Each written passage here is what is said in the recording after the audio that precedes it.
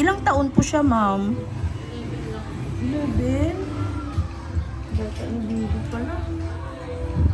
Mukha nga po yung tinggabi, nilalanggas ko pa. Opo. Kaso nga lang, ma'am, pag may kuko talaga na nakabaon, hindi po talaga siya gagaling. Inaano ko pa ng yung fresh ko na malunggay. Oo. Tapos itatapal nyo pa. Opo.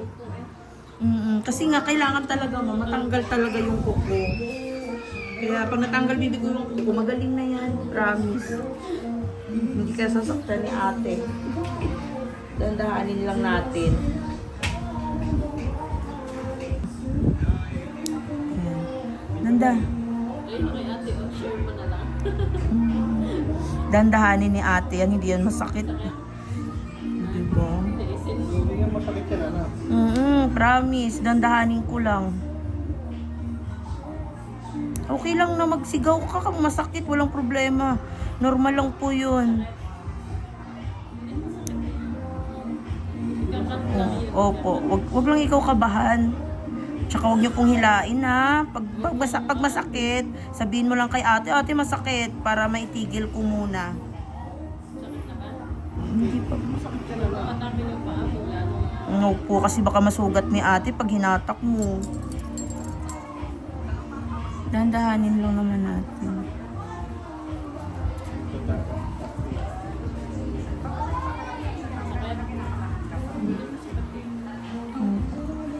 Dahan-dahanin lang naman ni ate eh. Hindi yan masakit, mahal ko. Sabi ka magmasakit lang. Opo.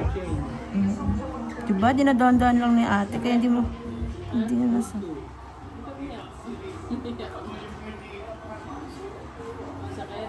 Masakit na po.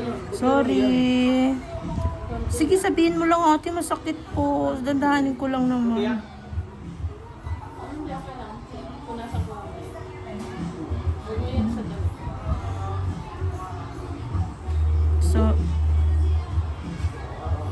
Sorry po. Sorry lang ga. Ayun na, okay na po. Okay na po. Tatanggalin na ni ate, oh. Ayun, oh. Ay, nakapulis ako. Ayan po. Ay, sorry. Diba? Okay na. Okay na, mahal ko. Okay na, oh. Di ba ang tapang? Ay. Ay, sorry. Wait lang, matibay yung pagkaano.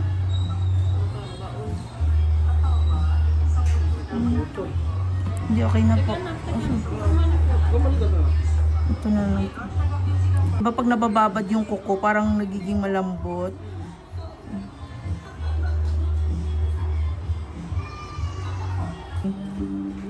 Natanggi kahit yung kapatid niya.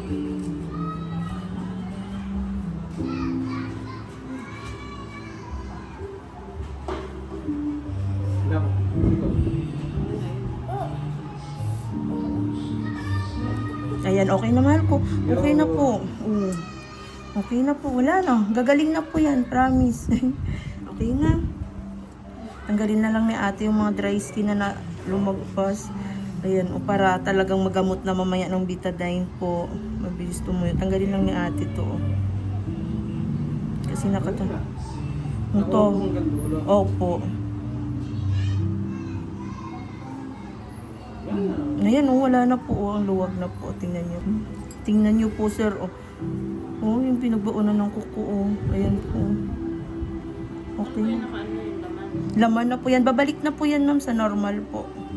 Nakapas na yan. Tapos unti-unti na pong iimpis yung laman po. Okay na. Wala na. Tanggalin ko lang tong ano. Dapat hindi huwag na pong budburan ulit ng ano, ma'am. Opo. Mas maganda pa po yung ginagawa niyo, ma'am. Yung malunggay po tsaka langgasan niyo po ng bayabas. Mas okay pa po yun. Tingnan niyo po, dumidikit po sa laman. Tapos masasarado. Kapag marami kasing binubudbud, ma'am, nagsasarado pa po yung sugat nito. Sa labas lang para natutuyo na. Opo. Sabi mo nga parang natuyo na. Ayan. Ayan. Okay na. Tingnan mo, hindi po dumugo. Yung kukulang naman po yung tinanggal na. Kahapon po kaya napilitan din kami kahapon. Yung chinelas na yan, kung dugo. Ay, kasi nabagsakan nga po ng ano eh. ganito na yung nangyari, tapos nabagsakan pa. Yun nga pong sabi kung saan pa kasi yung iniingatan talaga, ma'am.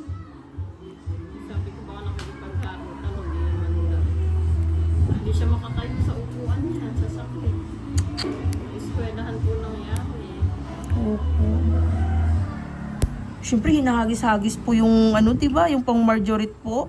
Talagang pag nabitawan talaga, ma'am, siyempre, hindi mo asahan kung saan tatama.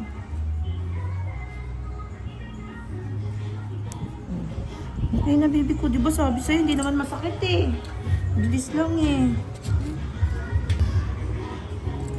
Yung anak, lalabas yung ano.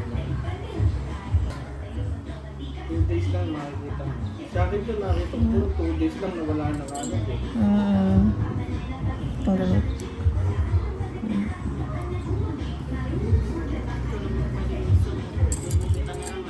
Opo. Kahit pa unti-unti nagupit lang po, ma'am. Huwag na pong isagad talaga. Pag nililinis po ako, di ba, laging binibiniran. Opo. Hindi naman na Tapos may maiwan pa. bata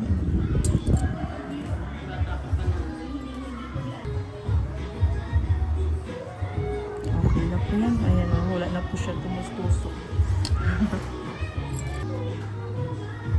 Talagang pabaon yung kuko niya.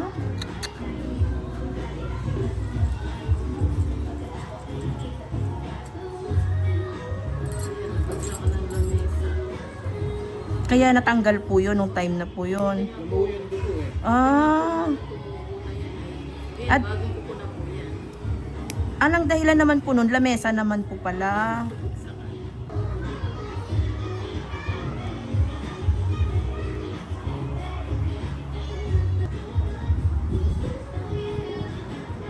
Hmm. Namaga po ito. Ayun po. Hindi lang siya kagaya nung na nasugatan. Opo, na nasugat niya. Ayun. Oh. Pero ito okay na po siya. Ito po yung kinain ng nana. Oh.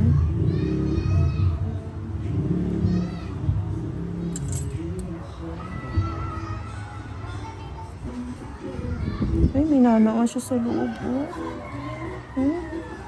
Ayan po, may sugat pa po siya. Oh. Eh, may nalabas pa pong nana. Oh. Tapos straight.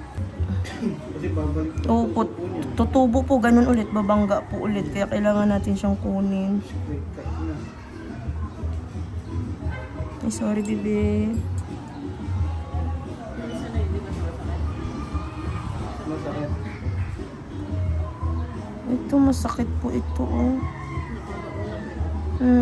Sorry po. Hindi naman po ito masyadong masakit. Tanggalin lang ni ate nakabayong kasi pag tutubo, may nana pa nga po. May nana talaga siya sa loob. Oh. Ayan po, ang dami pong nana. Ayun o. Kumikirot po ito. Oh. May ano na. Nana. Dahil po sa kuko. Kawawa naman tong kuko na to.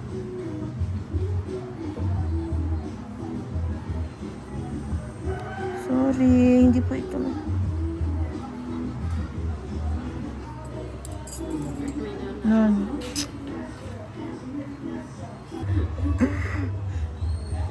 Ay, kasi huwag na niyang galawin. Kasi nga, pag Pero masakit yan. ininda niya po ito, ma'am. Kasi nga kumikirot to.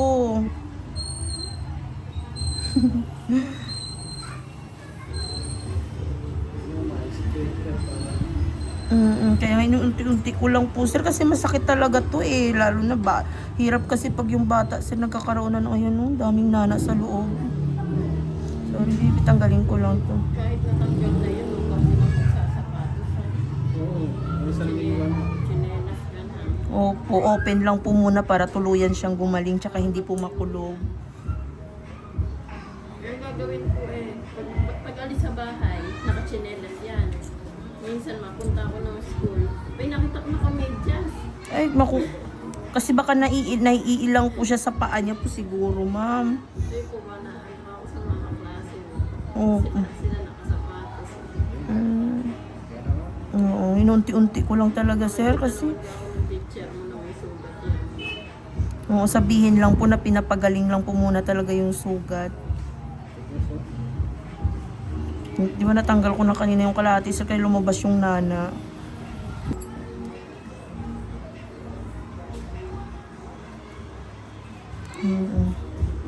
Yung dry skin.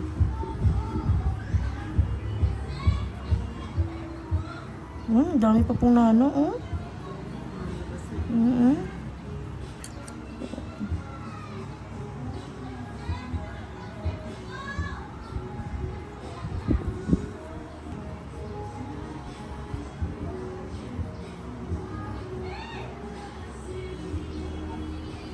Sorry, mahal ko. Last na po ito. Last na po. Ito na yung kuko, oh. Tatanggalin ni ate. Para gumaling na talaga.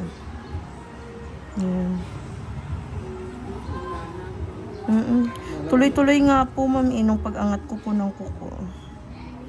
Sorry po.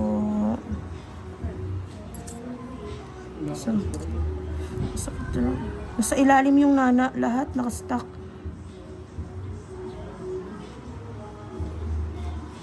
Ayan o.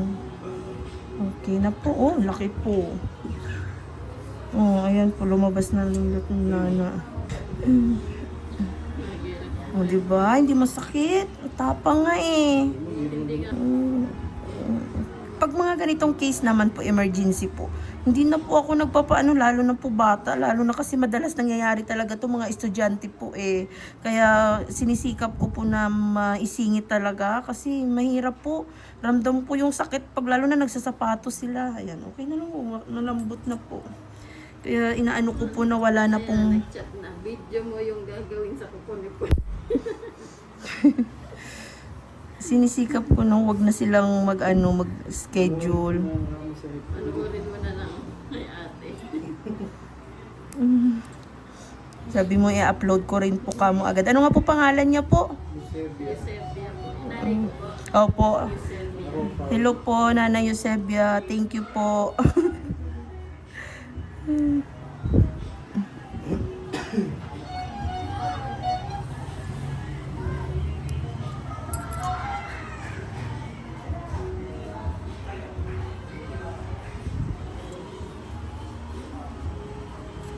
Tingnan mo, 11 years old.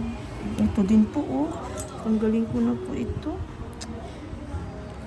Siguro dala din po ng nabagsakan to. Nag-iba din talaga lalo yung tubo ng kuko niya po.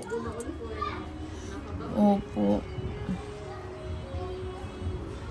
Kasi buong buo po yun natanggal. Opo, kasi dala po yun na may namuong dugo, di ba?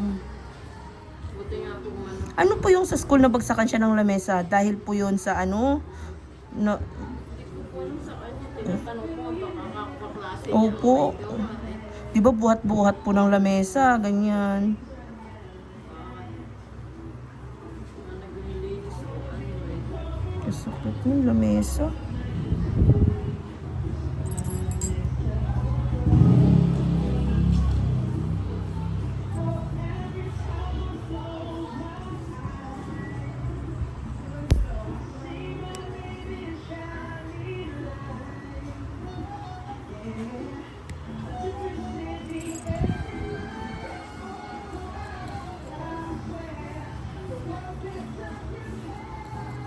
Tapong niya, nakayanan talaga, ang galing. Okay na. Palabasin na lang ni ate yung nana. Talaga dito, check natin, baka may nana pa naiwan. Hindi kaya siya minuhan ko yan. Hindi pa namin kung ano. Wala, hindi lang po ako sure po. Kasi, lalo na bata po kasi. Linisan na lang. Opo, mas, yung ginagawa ni ma'am na malunggay, the best, opo. Yung malunggay po, the best din po yun. Po yan kahit mamaya. Opo. Hindi Tapos- po sisipsip ng lamigyan na. Ay, hindi po. Tapos yung langgas ng ano ba yun, bayabas, ay napakaganda po yun, sir. Kaya sa gamot ka lang. Opo.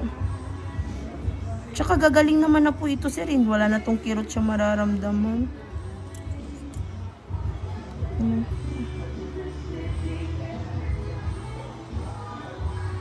Mayroon po kasi. Mas maganda na yung walang maiwan.